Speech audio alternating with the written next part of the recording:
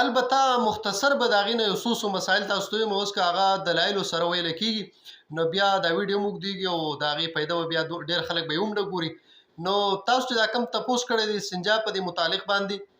نو ګوره استنجا اصل کې پاکوالي ته ویلی شي، او کله چې استنجا ضرورت راشي سړی ته محتاج شي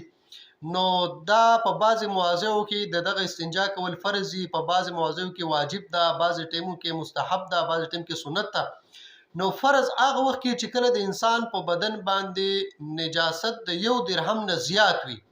لکه مثال په طور د لاس کې چې کومې اوبه واچي د ورغوي کې پاتې شوي د مقدار د درهم به په دغه اندازه باندې واخلو یا د 15 روپو داسې ښه شوه،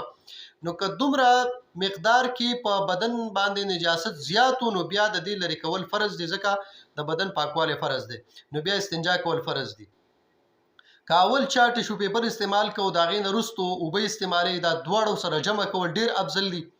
او که صرف په یو باندې پکې صفایي راله نو هم جایز ده، داسې نه شي دواړه لازمي دي. او استعمال د انسان د اطمینان پورې د مطمئن کېدو پورې د دې منحصروالی دی چې انسان څومره په څه باندې مطمئن کېږي.